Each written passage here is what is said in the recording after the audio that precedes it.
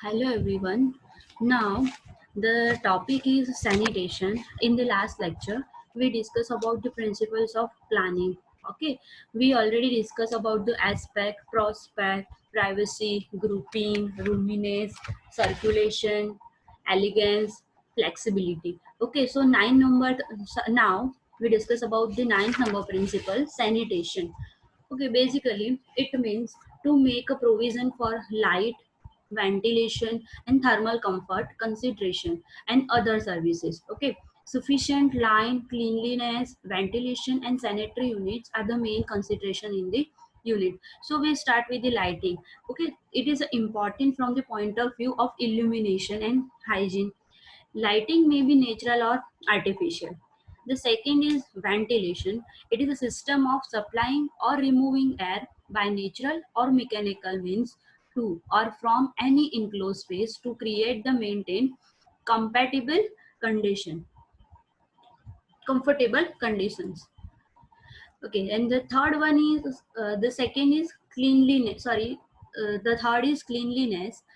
So the accumulation of dust is injurious to health and it allows the growth of bacteria and spread of disease. It is therefore necessary to make the provision of ornamental moldings, skirtings, cornices, etc. And give a very plain treatment for the interior of the rooms. Okay, and the fourth one is sanitary units.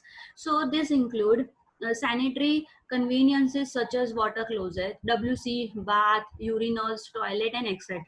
Water closet, and bathroom should be provided with dedos so that they can be cleaned regularly. Okay, the 10th number principle is economy and practical consideration. So the economy may not be principles of planning, but definitely it is a factor. The building should have a minimum floor area with maximum utility. It will reduce the cost and hence it will be economical. Economic should not be achieved at the cost of strength. Otherwise, the useful life of building will reduce. And the provision of future expansion alteration may be considered if required. Okay, and the last principle is furniture requirement. So it is a functional requirement of room. Every room of a residential unit has to perform a certain function for which necessary furniture items are required. It should be seen that placing, type, size, and extent of such furniture items do not obstruct doors, windows, and the circulations area. Thus, the furniture requirements of various rooms should be considered while planning. Okay, the next topic and the most ambitious topic is basic requirements for building planning. So there are five types of basic requirement. The first is selection of site. The second is building bylaws. Then orientation of building. Then requirements of building and the functional requirement of residential building. Okay, so we start with the selection of site for a residential building. So uh, it should be it should be on fairly level ground. It should be located on developed or fast developing area. Topographic features of area also play an important role in the selection of the site. The site should have a good landscape so as to promote healthy and peaceful living. The site should be on an elevated land so as to have a easy surface drainage, and the site should be well connected by the roads, bypass, and services. It most important that civic amenities like water, electricity supply, drainage, sewers, telephone line, etc. at available at site. Okay, the site should be nearly facility of community services like school, primary health center, shopping center, post office, transport, and etc. And the site should be away from the kilns, quarries, industries, factories, and congested and noisy localities. Okay, the second is building bylaws. Building bylaws are defined as the standards and specification designed for construction of building in the area. Before starting the planning process of a building, one must have a prior knowledge of bylaws of the area. These bylaws are framed by the state government, municipal corporation, municipal committees, and etc. Keeping in mind the recommendation of National Building Code IS 1256 1967 to guide the planner to design the proposed building in systematic manner. Okay, the plan of proposed building are to be prepared as per the bylaws, which are checked and approved by the local authorities. These bylaws are differ from state to state and avoid haphazard development and provide health, comfort, and society to the users. Okay, and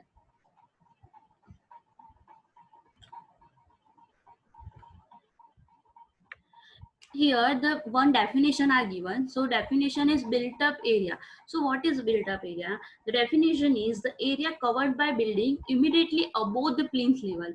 It is known as the built up area. We already know about the plinth level. Okay, we already discussed in the building component. So built up area of building is equal to the plot area minus area due to the open spaces. Okay, now the most important topic, orientation of the building. So the word orientation means one types of direction. Okay, to give a proper direction to the building so that it gains the gift of natural resources such as rain, sun and air, etc. Okay, the setting of plan of the building on its side with reference to the direction, it is known as a orientation. And properly oriented building gets the reasonable amount of air and light. We know that India is a country where summer season has the longest span, about 8 months. Okay, as so that the building exposed to the sun get heated in the day and remain hot for the most of the night. If the place lie in a hot zone, it is better to place shorter wall facing east and west. Okay, uh, in this case, less heat will be absorbed by the wall, but wall will receive more heat if longer wall are facing east-west direction as shown in the figure. So that if the place is situated in a cold zone, the house has to be oriented in such a way that it gets sun rays for maximum periods of the day. Okay, here the figures are given. Here this is longer wall facing and this is a shorter wall facing, so that the longer wall facing is east and west direction, so that if the place if the longer wall is placed in a hot zone, means east and west direction, so that this in a day period the wall is heated. Okay, so that the placing of wall in such a way that the in a daytime the wall will absorb lesser sun heat. Okay, so that this is a good case and this is a poor case. Here the shorter wall facing the direction is east and west.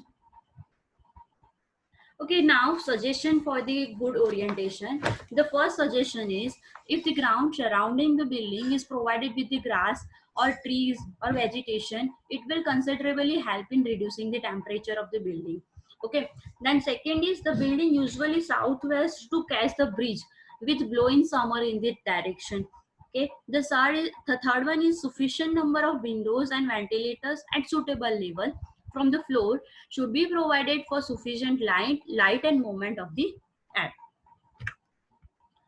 If the projection on east and west side in the form of verandas, balcony, chajjas are provided, the adjoining room remain comparatively cool. Okay, it is desirable to provide damp-proof coats at suitable level to keep away wall from damp and moisture. And the RCC flat roof should be provided with waterproofing treatment, and pitch roof should contain a valley gutters, overhang eaves, etc. draining rainwater. Okay, the requirements of the building. Building should be durable and stable to take up the load acting on it. It should be strong to withstand the impact of atmosphere, environment, and earthquake. It should provide a maximum living and working comfort. Building should be sufficiently ventilated and free from the dampness. Grouping of rooms should be so planned as to ensure circulation and optimum utilization of space.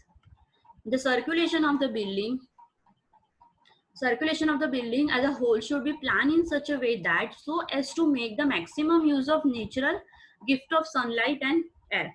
The number of doors and windows should be sufficient and located in such a way that they should provide enough light and air. Okay, while planning a building, people and their requirements should be given proper weightage. The planning should save against hazard, and last, over and above the building should be safe against theft and burglary. Okay, the functional requirement of building is there are three types of functional requirement: a living area, one living area, then sleeping area, and then service area. So in living area, this area is for general use. It include drawing room and living room. Hence, they should be planned near the entrance. The sleeping area, it provide a bedroom for sleeping and relaxing. They may be or not may be with attached bath or WC. They should be located so as to maintain a privacy. And the last is service area. This area include the kitchen, dining room, bathroom, WC, and etc. Okay, other rooms such as office, puja room, study may be suitably located near the living room, bedroom, or kitchen. In addition to this, veranda, passage, staircase, etc. are also provided, which allow the easy access to different rooms, maintaining their privacy. All the three areas and room are designed taking into consideration the purpose for which each room will be used. Okay, and the purpose besides the size and size of the windows, furniture, and etc. Planning is more of an art than a perfect science. Hence, the ideal condition mentioned above not always possible, but an engineer is supposed to use his knowledge in fulfilling the needs of the owner with due consideration for economy, bylaws, type of family, and their requirements. Thank you for the watching.